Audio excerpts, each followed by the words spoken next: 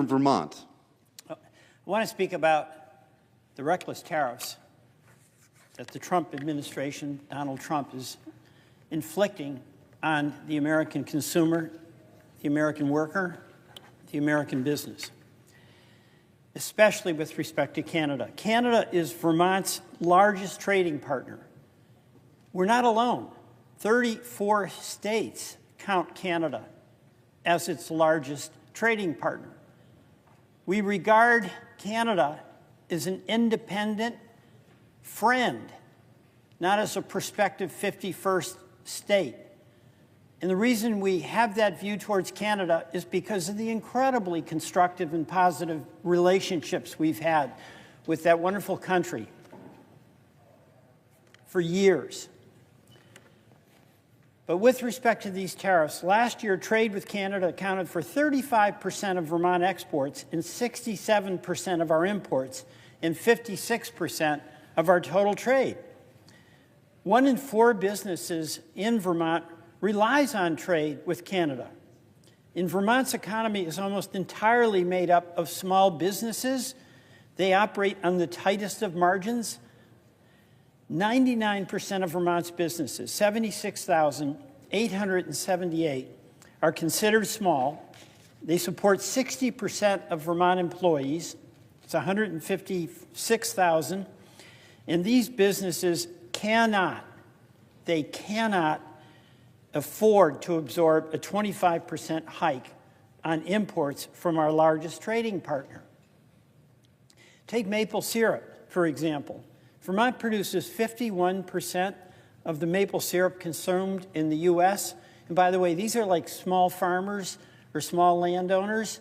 For farmers, it supplements their income in a very difficult margin business when they're having a dairy operation as well. But Vermont's maple syrup industry expects millions of dollars in losses if the tariffs go through. And that may surprise some, but Vermont imports close to $480 million in maple products, primarily maple syrup, from Canada. And we reprocess it and sell it. The 4 largest maple syrup equipment manufacturers are located in Canada. Tariffs will make it far more expensive for our Vermont sugar producers, maple sugar producers, to buy that equipment. This is an industry that has grown almost 500% in production over the past 20 years, and we're about to let all of that growth go down the drain with these reckless tariffs. Vermont's maple syrup producers are also concerned that the loss in market share will result in people turning to other products instead of Vermont's liquid gold, with customers possibly turning to far inferior but more affordable products like corn syrup or agave if the price of syrup is too high. These tariffs will also smash our farmers. Vermont farmers rely on organic grains and seeds and fertilizer that's imported from Canada. In that respect, all of our states on the northern tier are especially connected to potash and grains from Canada. And Trump's tariffs will raise prices on fertilizer, grain, and seeds, on lumber products and machinery equipment from Canada that Vermont farmers rely on. And understandably, Canada, as other countries that are subject to the Trump tariffs, are imposing retaliatory tariffs on the United States, and that includes, of course, Vermont. That's going to make our sales much more difficult. Nearly half of the farmers polled in February said U.S. agricultural tariffs would result in a decrease in exports. And of course, we saw that happen big time in the first Trump administration, particularly hammering our Midwest grain and soybean farmers. Those markets have not come back. The markets now are for Argentina and Brazil. What's the point of our own government doing something that so hurts our farmers for no benefit for the United States? This is a bad deal for our farmers during the first Trump administration. And a USDA study from 2022 found that retaliatory tariffs led to a significant reduction in U.S. agricultural exports to the retaliating partners. The study found that export losses from 2018 to 2019 amounted to more than $27 billion. And if you remember, what happened then is Trump wanted to get right with the farmers. So he took away their market, $27 billion in sales, and then went to the taxpayer to make up the difference for those farmers. Every farmer I know, they'd rather be selling what they grow rather than getting a government Trump subsidy. The tariffs are also going to hurt consumers. There's no question about that. Grocery prices will be up.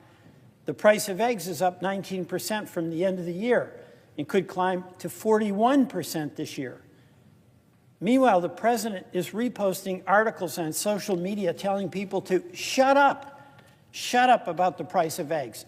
Did he talk about anything else during his campaign? His tariffs on Canada, Mexico, and China would directly cost the typical U.S. household over $1,200 in purchasing power. And people in Vermont, and I know in your state, Mr. President, they're struggling at the end of the month to make that checkbook balance. They can't afford that $1,200 hit. And some economists are estimating it could be an increase as much as $3,900 for the average American household. Jobs and homes. The trade war could cost 400,000 good-paying, blue-collar jobs. The trade war will increase the cost of a home. You know, in Vermont, we have a wood products industry. We export timber to Canada. It's milled in Canada, re-imported to the United States to Vermont to help us build homes. 25% increase on that imported lumber is going to go straight to the cost of an already unaffordable home. What sense does that make? Trump's tariffs will raise gas prices for us in Vermont, 25 to 40 cents a gallon. We get a lot of our petroleum products from Canada. It's going to cost more in home heating fuel, and that's a tough expense for Vermonters. And it's going to cost more in electricity. We've, for years, imported electricity from Hydro-Quebec and other sources of power in Canada.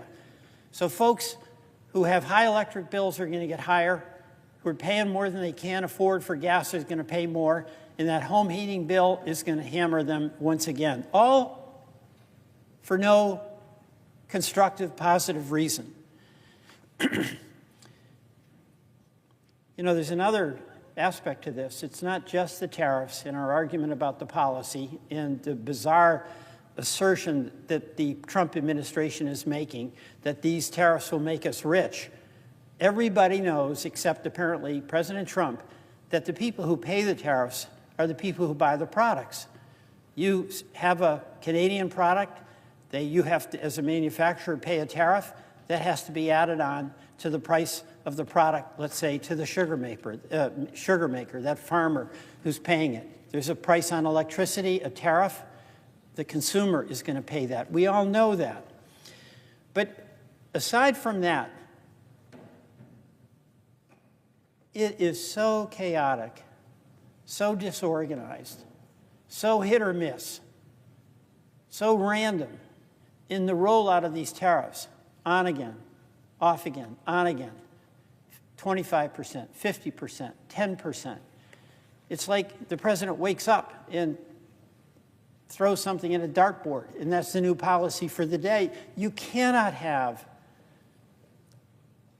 an orderly expectation for your business. You cannot have a confidence that a consumer needs who's trying to really pay close attention to how she is spending the family budget with chaos. You can't do it, and you don't need it. So why in the world is the president doing it? He seems to think chaos is a good policy. You know, what we saw and we're seeing, and it's getting worse and it's not going to stop. The stock market had its worst week in 6 months. You know, what has Donald Trump said? The stock markets are literally crashing. There was no reason for this, all self-inflicted. He said that in 2022. He's right today. It is all self-inflicted. The last 72 hours, we've seen that wild ride. And Trump is ready to send the United States into a recession in order to implement his disastrous economic agenda. In that boastful confidence that he always asserts, everything's going to work out, it'll be beautiful. He's saying a recession, yeah, who knows? We may have to pay that as a price. Well, you know what? We don't have to pay that as a price for foolish policies that only hurt us and hurt our allies. Nearly half of all U.S. imports, more than $1.3 trillion, come from Canada, China, and Mexico. And it's estimated that Trump's tariffs could reduce overall U.S. imports by 15%, as well as increasing prices. And Trump's last attempt at a trade war was passed on entirely to U.S. importers and consumers, leading to a loss of 245,000 U.S. jobs and higher consumer prices. And I note, Mr. President, that the unemployment rate ticked up last week. Trump's stated goal is using tariffs to achieve unrelated goals of curbing fentanyl. We all want to do that. And illegal immigration. We all want a secure border. But the southern border has about 1,000 times the amount of fentanyl that comes through the minuscule amount on the northern border.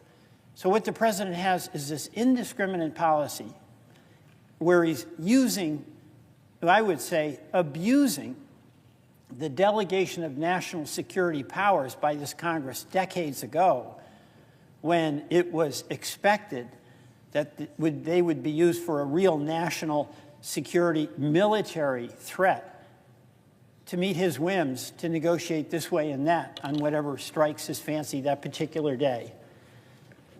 And I also note, Mr. President, that in the House bill that has been sent over here on the continuing resolution, the House has included a provision that can only be described as outrageous and cowardly. It said the House stripped itself of the authority to vote on these tariffs that have been invoked by Trump's emergency authority. How can a legislative body do that? Literally vote to say we can't vote on whether we believe that these tariffs have any merit or are going to be good or bad for the people we represent. The House did that, and that's in the CR. Mr. President, we've got a long history with tariffs. And we saw in the 30s, the Smoot-Hawley tariffs led to a trade war, led to a depression, hurt jobs, hurt consumers. It's really, really stupid. This is going to hurt Vermont. I call on all of us to speak out against these tariffs that are going to hurt us in every state of this United States of America.